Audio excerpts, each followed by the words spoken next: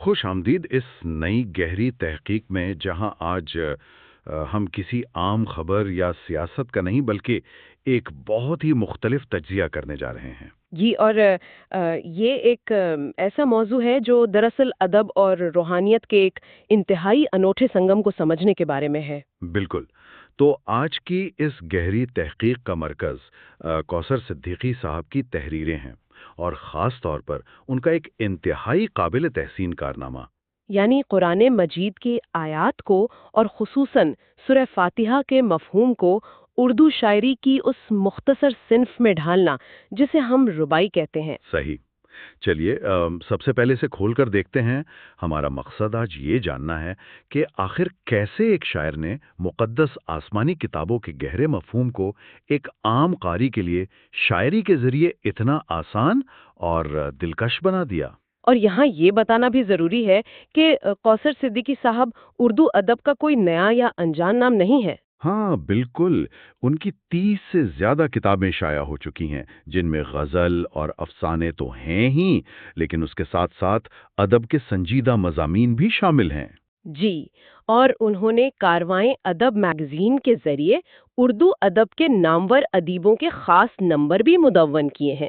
مطلب ایک بہت وسیع ادبی خدمت ہے ان کی۔ اور ان سب کے ساتھ ان کا جو سب سے خاص کارنامہ ہے، ایک تحقیقی کتاب کے حوالے سے مدھیہ پردیش میں اردو شاعری کی قدامت۔ ہاں بالکل، اس تحقیق سے انہوں نے دستاویزی شواہد کے ساتھ یہ ثابت کیا ہے کہ اردو زبان کی ابتدا دراصل مدھیہ پردیش سے ہوئی تھی۔ تو جب اتنا بڑا محقق اور شاعر اپنا رخ قرآن کی آیات کی طرف کرتا ہے تو نتیجہ روشن آیات جیسی کتاب کی شکل میں سامنے آتا ہے۔ میں بالکل مانتی ہوں اس بات کو۔ میرا مطلب ہے جب ہم اس موضوع کی اہمیت پر روشنی ڈالتے ہیں تو یہ صرف ایک ادبی کوشش نہیں لگتی، جی بلکہ یہ ایک مکمل روحانی سفر کی کہانی ہے۔ کوثر صدیقی صاحب کا یہ کام ظاہر کرتا ہے کہ جب تحقیق کو روحانیت مل جائے تو الفاظ میں کتنی گہرائی آتی ہے۔ اور اس پورے سفر میں جو سب سے دلچسپ چیز مجھے لگی وہ اس کا آغاز ہے۔ عام طور پر ہم سوچتے ہیں کہ کسی روحانی کام کا آغاز کسی خواب یا الہام سے ہوتا ہوگا، صحیح کہہ رہے ہیں۔ لیکن یہاں ایسا نہیں تھا۔ ہاں، یہاں اس کا آغاز ایک سخت ادبی تنقید سے ہوا۔ کوثر صدیقی صاحب نے خود اپنی کتاب اپنی بات میں اس کا حوالہ دیا ہے۔ ان کا ایک رباعیات کا مجموعہ تھا موج صبا کے نام سے، جو 2004 کے آس پاس شائع ہوا تھا۔ جی 2004 میں۔ اس کتاب پر مشہور نقاد شمس الرحمان فاروقی صاحب نے ایک تبصرہ کیا، اور اس تبصرے نے کوثر صدیقی صاحب کے ذہن میں ایک نیا تخلیقی طوفان کھڑا کر دیا۔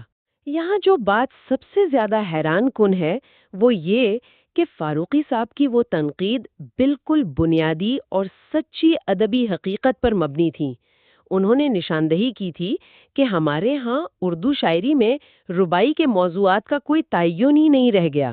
مطلب لوگ ربائی کو غزل کی طرح استعمال کر رہے تھے۔ بالکل، جیسے غزل کے ہر شعر کا موضوع الگ ہوتا ہے نا، ایک شعر میں عشق کی بات ہو رہی ہے تو دوسرے میں سیاسی حالات کا ذکر ہے۔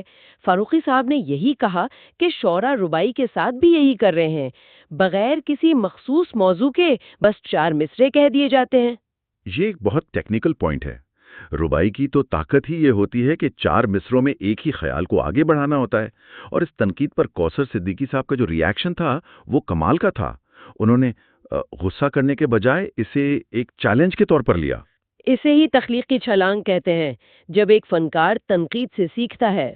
ہاں، انہوں نے سوچے کہ کیوں نہ موضوعاتی رباعیات یعنی تھیمیٹک کوارٹرینز لکھی جائیں، اور پھر جنوری 2004 میں ایک دن سورہ فاتحہ کا مفہوم اچانک ان کے ذہن میں آیا اور غیر ارادی طور پر کاغذ پر ربائی کی شکل میں اتر گیا۔ یہ وہ لمحہ تھا جس نے انہیں ایک نئی راہ دکھائی۔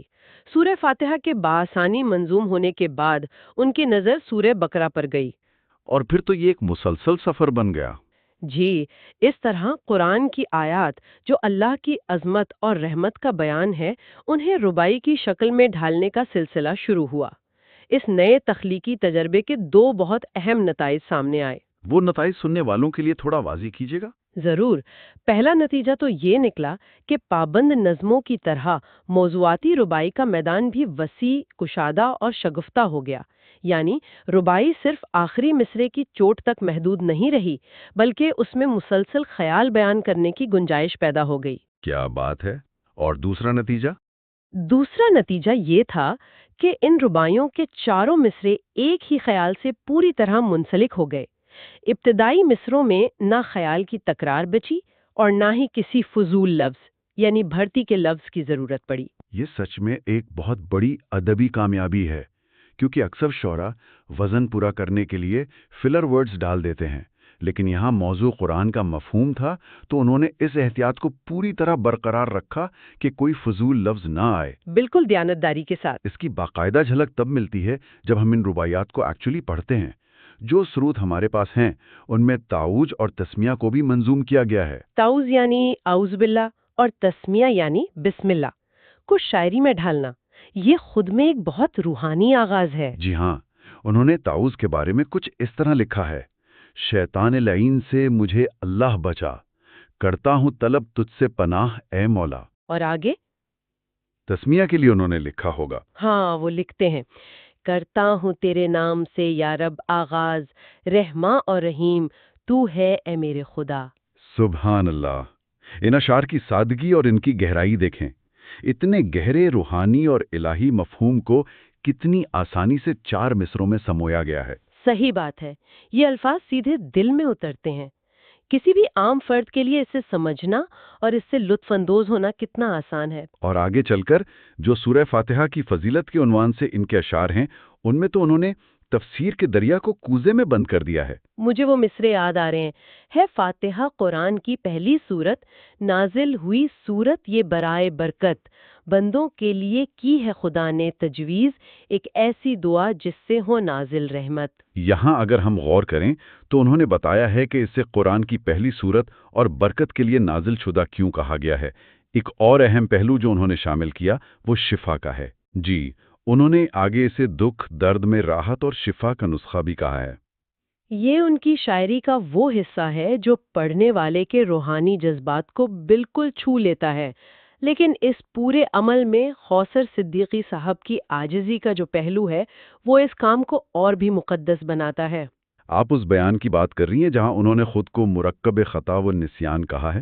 جی بالکل، جب ایک شاعر اور محقق جس نے 30 سے زیادہ کتابیں لکھی ہوں، وہ یہ کوشش پیش کرتے ہوئے خود کو غلطیوں اور بھول کا پتلا کہتا ہے تو یہ اس کی انتہائی عاجزانہ روش کو ظاہر کرتا ہے۔ اگر ہم اسے بڑے تناظر میں دیکھیں تو آج کے دور میں یہ چیز واقعی انتہائی قابل تعریف ہے۔ اکثر لوگ تھوڑا سا علم حاصل کر کے دعوے دار بن جاتے ہیں۔ صحیح کہا آپ نے، لیکن کوثر صاحب نے کوئی فرضی دعویٰ نہیں کیا کہ وہ عربی کے عالم ہیں یا دینی مولوی ہیں۔ انہوں نے یہ بھی دعویٰ نہیں کیا کہ وہ علم عروض کے سب سے بڑے ماہر ہیں۔ انہوں نے بس اپنی روحانی کوشش پیش کی اور اختلاف یا غلطی پر پیشگی معافی مانگی۔ اور ان کا یہ عاجزانہ انداز صرف باتوں کی حد تک نہیں تھا، انہوں نے اپنی تحقیق اور میتھڈالوجی میں بھی اس کا ثبوت دیا۔ اپنے کام کو مستند بنانے کے لیے انہوں نے عظیم مفسرین کی تفاسیر کا سہارا لیا۔ یہ ان کی ادبی دیانتداری کا ثبوت ہے۔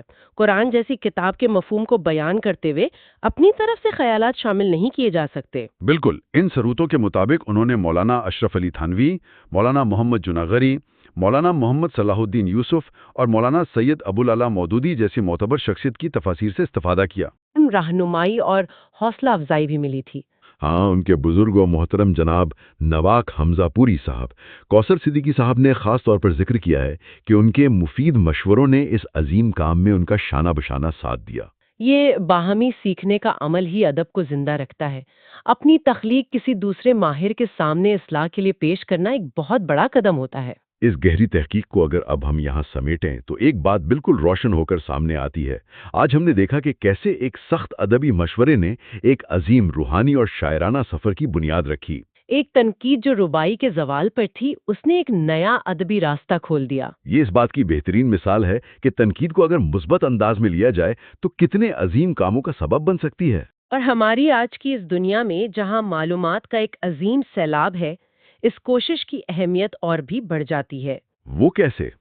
دیکھیں، جب معلومات کو خوبصورتی اور جذبے کے ساتھ پیش کیا جائے تو وہ سیدھا دل میں اترتی ہے۔ شاعری کی خاصیت ہی یہ ہے کہ وہ یاد رہ جاتی ہے۔ کوثر صاحب نے عام لوگوں کو آسان لفظوں میں اپنے روحانی مقدسات کو سمجھنے کا ایک ذریعہ دے دیا ہے۔ واقعی یہ ایک ایسی خدمت ہے جسے ہمیشہ یاد رکھا جائے گا۔ ان کی شخصیت کے یہ مختلف پہلو، سنجیدہ تحقیق سے لے کر ادب اور روحانیات تک، سب کچھ بہت متاثر کن ہیں۔ اور اس تجزیے کے آخر میں ایک گہرا سوال چھوڑنا چاہوں گی جس پر ہم سب کو غور کرنا چاہیے۔ ضرور۔ کوثر صدیقی صاحب کی اس کوشش نے ہمارے سامنے یہ سوال ضرور کھڑا کیا ہے کہ کیا جدید ادب کو صرف دنیاوی مسائل، سیاست یا سماج تک محدود رہنا چاہیے، یا شاعری میں یہ طاقت ہے کہ وہ مقدس کتابوں اور عظیم روحانی حقائق کو سمجھنے اور عام لوگوں تک پہنچانے کا ایک نیا راستہ کھول سکتی ہے؟ یہ واقعی ایک بہت فکر انگیز سوال ہے۔ اس بات پر ضرور غور کیجیے گا کہ کیا شاعری صرف جذبات کا اظہار ہے یا حقیقت عظمیٰ تک پہنچنے کا ذریعہ بھی ہو سکتی ہے۔ ایک بہت ہی عمدہ خیال جس پر ہم سب کو سوچنا چاہیے۔ امید ہے کہ اس پرمغز گفتگو سے ہم نے اور ہمارے سننے والوں نے کچھ نیا اور حیران انگیز ضرور سیکھا ہوگا۔ ادب اور روحانیت کے اس خوبصورت سفر میں آج کے لیے بس اتنا ہی۔ خدا حافظ۔ خدا حافظ، اور اپنے آس پاس کے اس ادبی حسن پر ہمیشہ غور کرتے رہیے۔